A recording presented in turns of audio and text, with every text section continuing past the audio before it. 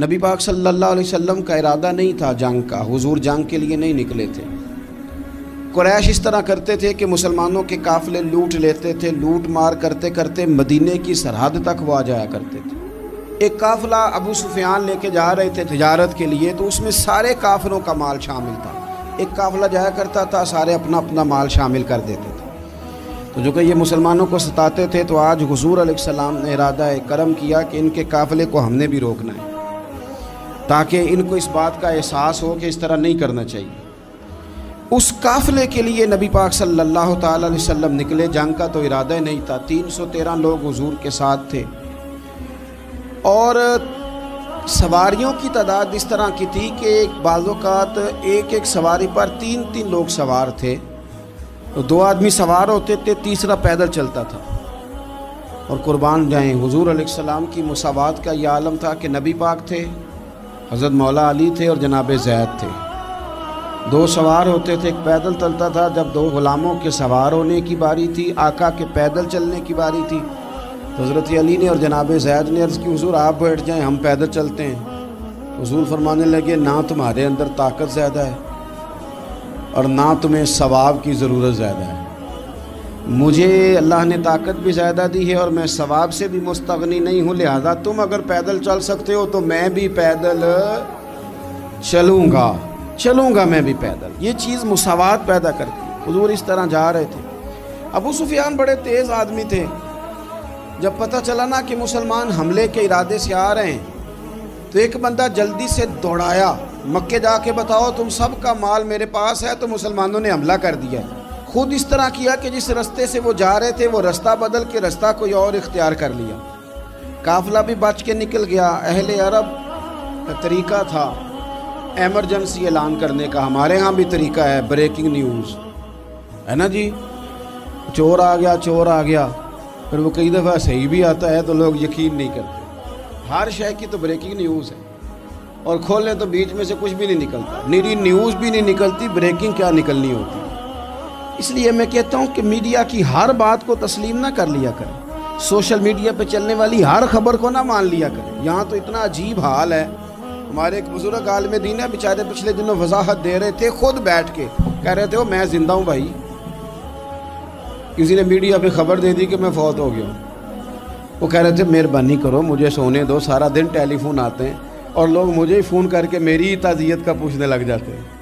تو اس طرح نہ کریں، کیا صرف تھوڑا سا میڈیا چلانے کے لیے جھوٹ بولا جائے گا؟ بہرحال انہوں نے جو بندہ بھیجا تو بریکنگ نیوز کا وہاں بھی ایک طریقہ تھا، اونٹ کے کان ناک کاٹ دیتے تھے، اپنے کپڑے پھاڑ لیتے تھے۔ اب اونٹ بڑے زور سے چلاتا تھا، جب اس کا ناک کٹ جاتا تھا، اونٹ چلاتا تو لوگ گھروں سے نکل آتے۔ اب وہ جو بندہ ابو سفیان نے بھیجا تھا، اس نے جا کے اپنے اونٹ کے ناک کان کاٹ دیے، لوگ دوڑے باہر نکلے، پوچھا کیا ہوا، تو اس نے کہا نکلو تمہارا تو مال سارا لوٹنے لگے مسلمان۔ وہ ابو سفیان بچ کے نکل گئے تھے، انہوں نے پیغام بھی دیا کہ میں بچ کے آ گیا ہوں، اب آنے کی ضرورت نہیں۔ لیکن انسان کو جو چیز سب سے زیادہ پستی میں لے جاتی ہے وہ اس کا تکبر ہوتا ہے۔ تو مینوں جانتا ہی نہیں، تجھے میرا پتہ ہی نہیں، کہ لے ڈوبتی ہے چیز لوگوں۔ انہیں بھی لے ڈوبی، انہوں نے کہا جی اب نہیں واپس جانا، اب چلو۔ 1000 کا لشکر، گانے بجانے والی عورتیں ساتھ، شراب کے مٹکے ساتھ، 10 اونٹ روز ذبح ہو رہے ہیں، سردار دعوتیں پکا رہے ہیں، گوشت بھونا جا رہا ہے۔ بدر میں پہنچ گئے، مسلمان بھی 313 پہنچ گئے۔ یہ ساری رات شرابیں پیتے، وہ ساری رات سجدے کرتے، یہ ناچ گانے سرور کی محفلیں سجتی اور وہ رسول پاک کی تقریر سنتے، حضور کے خطبات سے فیض یاب ہوتے۔ عمیر بن وہب کو بھیجا ابو جہل نے کہا پتہ کر کے آؤ بندے کتنے، اس نے جا کے کہا کہ 312 313 310 اتنے۔ کہنے لگا جنگ کیا کرنی ہے، ان کو سویرے اونٹوں کی پشتوں پہ باندھ کے لے جائیں گے، مکے جا کے دیکھیں گے کیا کرنا ہے۔ یہ تکبر ہے نا۔ تو عمیر بن وہب کہنے لگا ہیں 312 ہیں 313، میرے اندازے میں 310، لیکن ایک کا بھی واپس جانے کا ارادہ کوئی نہیں۔ میں نے جس کو بھی دیکھا ہے شہادت کی دعا مانگتے دیکھا ہے، ارادہ بڑا پکا لے کے آئے، شہادت ہے مطلوب و مقصود مومن، نہ مال غنیمت نہ کشور کشائی۔ نبی پاک صلی اللہ علیہ وسلم نے جب دیکھا نا کہ وہ تو جنگ کے لیے آن پہنچے ہیں اور ارادہ تو قافلے کا تھا، تو حضور نے صحابہ سے مشورہ کیا. نبی پاک علیہ الصلوۃ والسلام نے ہمیں بتایا ہے کہ چیزیں مسلط نہ کرو. ہم نہ اپنا مسلط کرتے ہیں، یعنی تراویح پڑھنے والا بندہ دوسروں کو بڑا گھورتا ہے کہ تو کیوں نہیں پڑھتا، بھئی تو پڑھ رہا ہے نا تو اللہ سے دعا کر یہ بھی پڑھے، لیکن اپنا مسلط نہ کر، دعوت دے، تبلیغ کر. نفل پڑھنے والا سب کو گناہ گار ہی سمجھنے لگ جاتا ہے. عصر کی پہلی 4 سنتے تو کیوں نہیں پڑھتا، تو کیوں. بھئی آپ مسلط کریں گے، آپ رائے دیں اور رائے دے کے سائڈ پہ ہو جائیں. مسلط کرنے کی تو اجازت نہیں. حضور کا تو حکم چل سکتا ہے نا، چلتا ہے نا. لیکن حضور نے بھی صحابہ سے پوچھا بھئی وہ تو لڑنے آ گئے ہیں، اب کیا کرنا ہے؟ تو حضرت صدیق اکبر کہنے لگے حضور کرنا وہ ہے جو آپ نے فرمانا ہے. حضرت عمر کہنے لگے حضور تلواروں کو تو زنگ لگ گیا ہے. اور جناب علی شیر خدا مرتضیٰ مشکل کشا غل عطا، مولا کائنات فرمانے لگے حضور علی اور تلوار یہ تو رشتہ ہی بڑا پرانا ہے، تیاری کریں. حضور کا خیال تھا کہ انصار بھی تو بولے نا، یہ تو سب مہاجرین بول رہے ہیں. انصار کو جب سمجھ آئی نا کہ اشارہ ہماری طرف ہے تو حضرت سعد بن عبادہ اٹھے، کہنے لگے حضور آپ کا اشارہ ہماری جانب ہے؟ فرمایا ہاں. کہا یا رسول اللہ صلی اللہ علیہ وسلم خشکی پہ بھی لڑیں گے اور دریا میں بھی لڑیں گے. حضور انسانوں سے بھی لڑیں گے اور آپ حکم دیں گے تو جنوں سے بھی لڑیں گے. وہ بیٹھے تو حضرت مقداد اٹھے اور کمال کر دی، کہنے لگے یا رسول اللہ آپ ہم سے ارادہ پوچھ رہے ہیں؟ ہم کوئی حضرت موسیٰ کی قوم ہے جو اپنے نبی سے کہہ دیں گے آپ لڑیں اور آپ کا خدا لڑے؟ سونیا ہم آپ کے ساتھ لڑیں گے اور آپ کے قدموں پہ جانیں بھی قربان کریں گے. نبی کا حکم ہو تو کود جائیں ہم سمندر میں اور جہاں کو محو کر دیں نعرہ اللہ اکبر میں. نہتے 313 بشر شوق شہادت میں نکل آئے تھے میدان میں محمد کی قیادت میں. نہ تیغ و تیر پہ تکیا، نہ خنجر پہ، نہ بھالے پر، بھروسہ ہے تو ایک سادی سی کالی کملی والے. نبی پاک صلی اللہ تعالیٰ علیہ وسلم نے جذبات سنے تو فرمایا چلو نہ چلیں پر چھوٹے چھوٹے بچے واپس کر دو. ایک چھوٹے بچے تھے عمیر بن ابی وقاص، حضرت سعد بن ابی وقاص کے بھائی، زمین پہ لیٹ کے رونے لگے سونیا میں نے بھی جانا ہے. کمپیوٹر کے لیے نہیں رو رہے، موبائل کے لیے نہیں رو رہے، نئی سائیکل کے لیے نہیں، شہادت کے لیے. حضور میں لڑوں گا اب مجھے لے کے تو چلیں. یا رسول اللہ میں طاقتور نکلوں گا، لے کے تو چلیں. ان کے آنسو دیکھ کے حضور نے فرمایا لے چلو نا ساتھ. فطرت مسکرا رہی تھی. حضرت سعد بن عبادہ ایک دوسرے سے کہہ رہے تھے ہم سے لڑنے آیا ہے ابو جہل. جس قوم کے بچوں کی شجاعت کا یہ عالم ہے اس قوم میں علی کا کیا حال ہوگا اور امیر حمزہ کا کیا عالم ہوگا. یہ ہمارے ساتھ مقابلہ کریں گے یہ لوگ. اور چھوٹے اتنے تھے حضرت عمیر کے تلوار اپنے ہاتھوں سے اپنے گلے میں نہیں لٹکا سکتے تھے، وہ بڑے بھائی نے لٹکائی. میدان میں نکلے. حضور علیہ الصلوۃ والسلام نے تقریر کی، فرمایا تمہیں پتہ ہے تم کس جنت کی جانب جا رہے ہو؟ وہ جنت ہے جس کی چوڑائی زمین آسمان کے برابر ہے. حضرت عمیر بن حمام انصاری ایک صحابی تھے.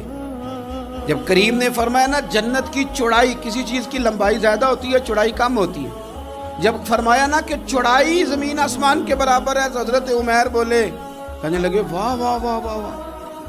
کھجوریں کھا رہے تھے. حضور نے فرمایا تو بڑی واہ واہ کر رہا ہے. کہ سونیا اتنی جنت پیاری ہے تو ہم دور کیوں ہیں؟ یہ دے نا ذرا تلوار. جلدی سے میدان میں نکلے. اللہ نے انہیں شہادت عطا فرمائی.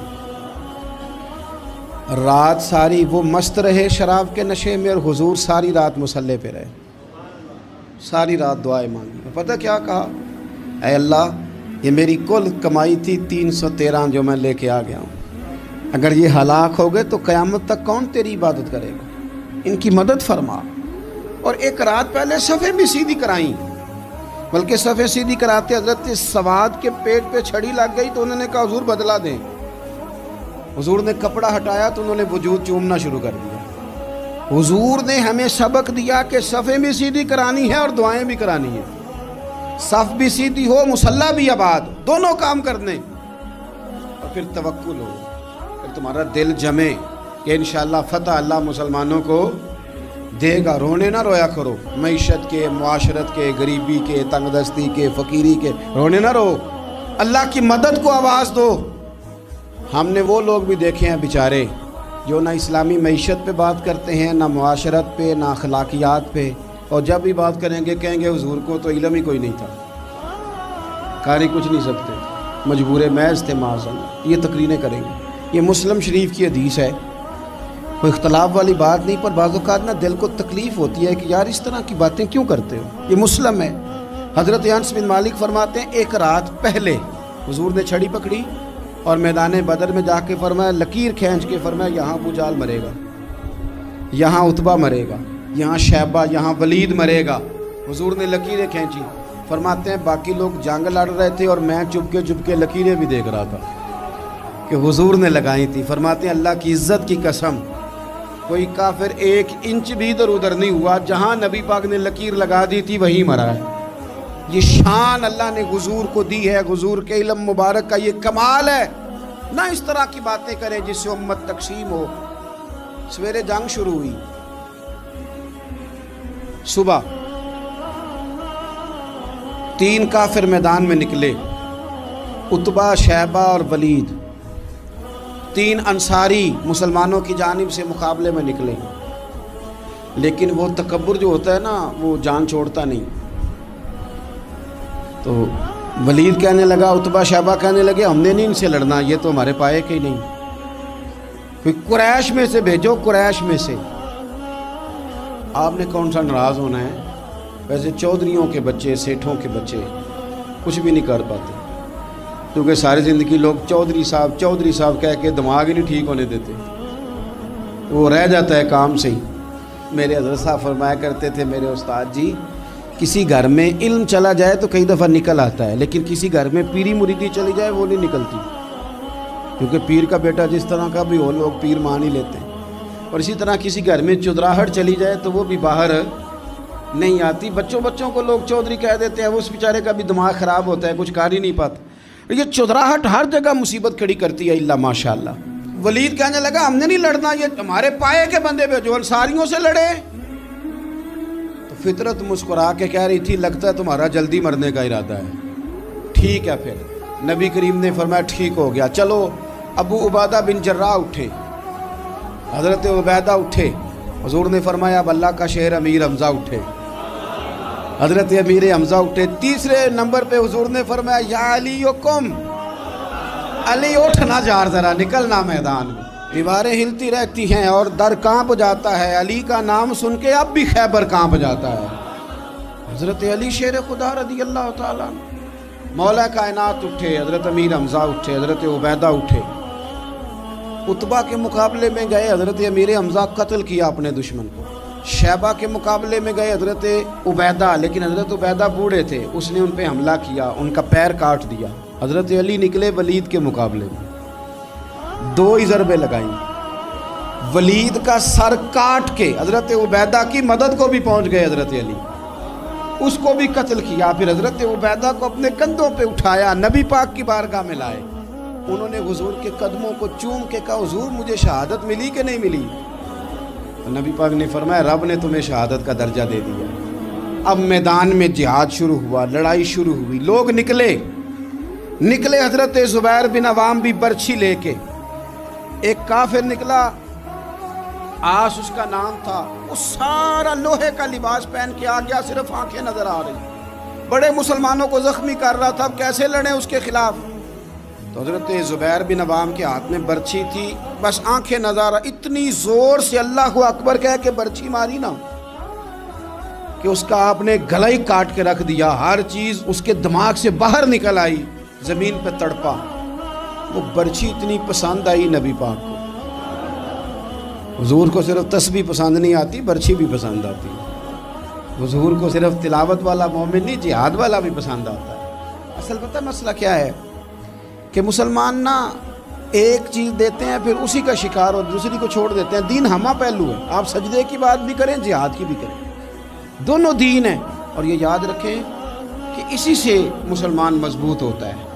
حضور کو برچھی اتنی پسند آئی کہ آپ کو بخاری میں ملے گا، نبی پاک نے برچھی لے کے بطور یادگار کے اپنے پاس رکھ لی، پھر وہ برچی حضرت صدیق اکبر کے پاس رہی، پھر وہ برچی حضرت عمر کے پاس رہی، پھر حضرت عثمان کے پاس رہی، پھر مولا علی کے پاس رہی۔ میں ان لوگوں کو کیا کہوں جنہوں نے مکے مدینے میں نبی پاک کی یادیں مٹا دی ہیں۔ سونے نے تو صحابہ کی یادگار تلواریں بھی سنبھال کے رکھی، اور تم نے حضور نے جس کنویں سے پانی پیا تھا وہ کنواں ختم کر دیا، تم نے جہاں حضور نے غسل کیا تھا وہ جگہ ختم کر دی۔ کیا بات کرتے ہو صاحب، وہ جگہیں تو ہمارے لیے چومنے کے لائق تھیں اور آنے والی نسل کو وہاں عقیدت کے پھول برسانے تھے۔ تم نے کیا سلوک کیا؟ جنگ آگے بڑھی، تلواریں چمکی، 2 چھوٹے بچے۔ او نوجوانوں، خدا را واپس لوٹو اپنے دین کی طرف، 2 چھوٹے بچے، اور یہ اس طرح کے لفظ ہیں، مجھے کیا لینے دو وہ دیسی تھے، مجھے کیا لینے دو پینڈو تھے۔ وہ 2 بچے آ کے حضرت عبد الرحمن ابن عوف سے پوچھتے ہیں، کہتے ہیں چاچا جی ابو جہل کدھر ہے؟ یہ لفظ ہیں حدیث میں، چاچا جی، چاچو کدھر ہے ابو جہل؟ وہ کہتے ہیں میں نے ہاسکے کا پتر، تم نے کیا کہنا ہے؟ تو چھوٹے والے کو باتیں بھی صحیح نہیں کرنے آتی تھی، کہنے لگا چاچا اسے مارنا ہے۔ کہا کیوں مارنا ہے؟ کہا اس لیے کہ ہم نے سنا ہے وہ ہمارے نبی کو برا کہتا ہے معاذ اللہ۔ کہا تم اگر نام مار سکے تو چھوٹا کہہ رہا ہے، کہتا نام مار سکے تو مریں گے تو صحیح نا حضور کے نام پہ۔